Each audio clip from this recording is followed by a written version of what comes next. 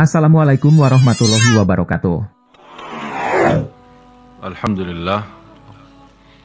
Allahumma salli ala Muhammad wa ala ali Muhammad. Bapak Ibu jamaah sekalian yang dimuliakan Allah Subhanahu wa taala, harus kita fahami satu hal, terutama dalam perbedaan pendapat dalam soalan fikih. Perbedaan pendapat itu salah satu hikmah dan sunnatullah. Kenapa ada perbedaan pendapat? Karena pemahaman dan fikiran manusia berbeda. Oleh karena itu tidak akan bisa satukan umat dalam satu pendapat. Yang bisa disatukan dalam satu pendapat kalau sudah ada jelas-jelas perintah atau larangan dalam ayat maupun dalam hadis. Kenapa muncul berbeda pendapat? Contohnya nisfu Sya'ban. Memang ada hadisnya. Ada hadis apa? Hadis yang disahihkan Syekh Al-Albani rahimahullah. Syekh Al-Albani salah satu ulama yang terbaik sedunia, yang sudah diakui sebagai ulama ahli hadis, teliti hadis ini dan beliau menyampaikan hadis ini sahih. Dan riwayat bermacam, ada Musnad Ahmad bin Hanbal, ada Musannaf Ibn Syaibah, ada Tabarani, ada Baihaqi, banyak riwayat. Yang di situ Rasulullah SAW menjelaskan, Inna Allah la yattali'u, Allah Subhanahu wa taala memandangkan atau melihat amalan-amalan hamba. Di riwayat Allah melihat hamba-hambanya di malam nisfu Sya'ban, dan Allah mengampuni semua dosa-dosanya kecuali dua orang. Yang pertama yang berbuat syirik, itu tidak diampuni Allah SWT. Kalau dia taubat, ya jelas dengan taubat Allah ampuni. Yang kedua, musyahin. Musyahin itu seorang penahan marahannya atau penahan dendamnya. Atau termasuk juga orang-orang yang suka menebar fitnah. Adu domba, isu orang sana, isi sana. Jadi perbuatannya tidak sesuai, malah dia memfitnahkan supaya ini berpisah umat, berpecah umat. Ini juga termasuk orang yang tidak diampuni Allah SWT. Jadi lewat hadis ini jelas-jelas menyampaikan keutamaan dan kemuliaan malam nisfu Sya'ban. Di situ ini hanya satu-satunya hadis dalam bermacam riwayat. Disitulah muncul perbedaan, karena malam nisfu Sya'ban malam utama atau malam agung. Di situ Allah mengampuni dosa-dosa hambanya. Boleh enggak menghidupkan malam salat malam? Ini muncul perbedaan. Kenapa muncul perbedaan? Karena memang tidak ada hadis yang kuat seperti ini yang menjelaskan jagalah salat malam di nisfu Sya'ban. Kalau memang tidak ada hadis yang memerintahkan menghidupkan nisfu Sya'ban dengan salat malam, boleh enggak kita lakukan? Jawab. Kenapa boleh tapi tidak ada perintah? Tidak ada larangan. Kenapa tidak ada larangan? Karena Rasul sudah menjelaskan keutamaan malam nisfu Sya'ban yang kita sudah sepakati hadisnya sahih. Kalau memang ada selebih itu, ini kan kewajiban, ini tugas Rasul.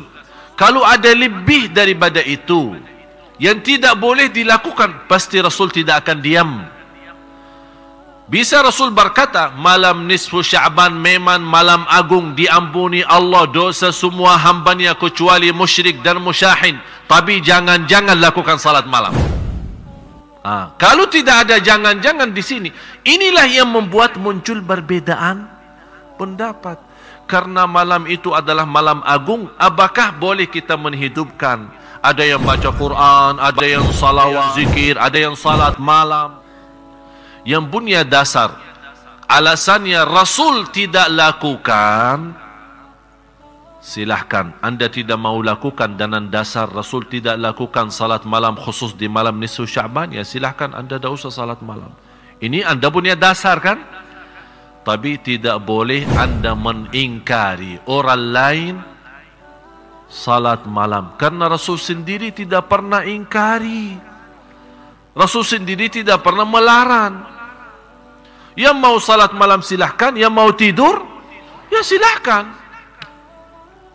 Kenapa diributkan? Ini masalahnya. Apapun bersoalan yang belum disepakati, ini harus difahami Bapak Ibu ya. Bukan hanya difahami, dihafal.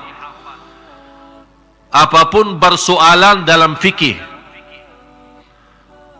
tidak disepakati oleh ulama, ijma'. Faham ijma'? Sepakat. Tak ada satu pun yang keluar dari dan sepakatan itu. Kalau belum ada sepakatan dari ulama, umat itu masih dalam kebebasan. Yang mau A boleh, yang mau B boleh, yang mau D boleh. Tapi dan juga harus difahami, tidak akan bisa ada sepakatan antara ulama kalau tidak ada ayat dan hadis yang kuat, yang tidak bisa muncul berbeda tafsiran. Kenapa bisa muncul perbedaan? Ini kan ada Syafi'i, Maliki, Hanafi kan? Imam Syafi'i muridnya siapa? Imam Maliki. Tapi kenapa dia berbeda sama gurunya? Karena beda pemahaman. Gurunya bawa Quran dan hadis kan? Imam Syafi'i bawa apa? Injil dan Taurat. Sama Quran dan hadis. Dia menghormati gurunya, tapi mohon maaf, anak punya pemahaman beda. Ini kan kemampuan fikiran manusia. Apalagi dikenal Imam Syafi'i sebagai orang ulama yang cerdas, termasuk dari sisi bahasa. Kalau Imam Malik lebih kuat ilmunya di sisi hadis, kalau Imam Syafi'i lebih kuat di sisi fikih. Ya di situ kelebihan masing-masing. Ini kan karunia Allah. Di situ orang yang punya kelebihan isi di sini, yang isi di sini. Di situ umat baru bisa bersatu. Tapi jangan orang merasa diri, anak yang benar, yang lain salah. Anak dah mau tahu. Ada yang megang tokohnya katanya, anak dah mau tahu selain qala Allah, qala Rasul. Yang menyampaikan kepada kita qala Allah dan Rasul siapa? Iman kita sudah waktu turunnya wahyu, kita ada di situ. Ada enggak?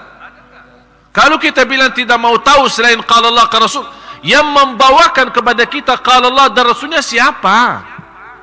Ulama kan? Dan Rasul sudah menjelaskan ulama para waris, ahli waris dari para Nabi, mewariskan Nabi. Artinya ilmu Nabi, para Nabi diwarisi oleh ulama. Ulama yang meneruskan, menjalankan. Beda masa, beda zaman, beda budaya, beda pemahaman, beda mazhab. Ini semua pengaruh dari zaman dulu sampai sekarang. Semoga bermanfaat yang sudah subscribe. Semoga diberikan kesehatan dan keberkahan. Wassalamualaikum warahmatullahi wabarakatuh.